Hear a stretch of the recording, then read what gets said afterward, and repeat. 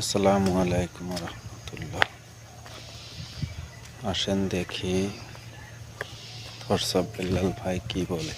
বিশেষ করে আসছিলাম চিকিৎসার খরচের জন্য, টাকা সংগ্রহের জন্য, ভাইরাল সাইমনের জন্য। সাইমনের বাবা আছে, উমরের প্রসঙ্গটা আসছিল কিনা, বাধা থেকে উমরের ফ্যান ফলোয়ার দিছে কিনা, যার চিন্তাই হয়েছে, কি চিন্তা হয়েছে বলেন ভাই। আমার হচ্ছে হলো, আমার কাছে একটা ব্যাগ ছিল আমার গাড়িতে। সেই ব্যাগের মধ্যে আমার ডাক্তারের কাগজপাতি, আমার ড্রাইভিং লাইসেন্স আর আমার কিছু টাকা 3,000 টাকার মতো ছিল, আর আমার কাপড় চোপড় ছিল। সেই ব্যাগটাও আমার চিন্তাই করে নিছে উমরের ফ্যান ফলোয়ার। আমি বলি ঠাকুরগাঁওয়ে 3,000 টাকা আমি দিয়ে দিতে পারবো, কিন্তু ড্রাইভিং লাইসেন্স আর কি কি ছিল আমার কাগজ, এই জিনিসগুলো উমরের ঠাকুরগাঁওয়ে এক একটা সাবস্ক্রাইবার না, এক একটা হচ্ছে ভাই। এই ছিনতাইকারী ভাইগুলোর কাছ থেকে এই জিনিসটা ওমর ফেরত এনে দিবে, অথবা তার এই ছিনতাইকারী ভাই ব্রাদারের মাধ্যমে পাঠাবে আগামী 24 ঘন্টার মধ্যে।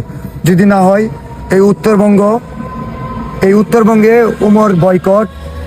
উত্তরবঙ্গে আসলে এই ছিনতাইয়ের জিনিসগুলো গাইবান্ধা থেকে আসছেন, গাইবান্ধার একটা মানুষের জিনিস ঠাকুরগাঁওয়ের একজন ছিনতাই করে ফেলে।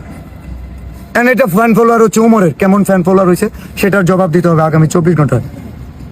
এই দেশে ফ্যান ফলোয়ার নিয়ে যা খুশি তাই করা যাবে না তো। আমার ফ্যান ফলোয়ার আমি চিন্তাই করতে পারবো, মানবিক কাজে বাধা দিতে পারবো। দ্বিতীয় বিষয় হচ্ছে, ওরা যদি ওখানে হট্টগোল না করতো, নাম্বার না, হট্টগোল না করলে আর আমরা এটা পৃষ্ঠার নাম্বার না, এটা পৃষ্ঠার নাম্বার না। ওখানে ভাই আরো অনেক টাকা উঠবে। ওখানে যদি ওনারা হট্টগোল না করতো তাহলে ওদের হট্টগোলের কারণে অনেক কালেকশন মাইজ গেছে।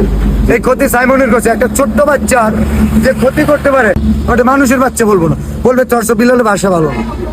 ভাই কি বলবো, ওটা মানুষ, তোরে লাখ লাখ মানুষ ফলো করে ভাই, তোর অনেক সাবস্ক্রাইবার, তুই মানুষের হেল্প কর।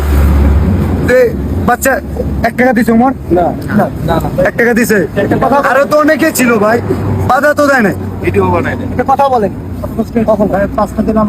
কই জুয়েল ভাই তো বাধা দিল না, নাসা ভাই বাধা দিছে ভাই। আমার খারাপ জিনিস নিয়ে সমালোচনা করতেই পারো, যেটা ভালো লাগে না, ভালো কাজে বাধা দেওয়ার কি।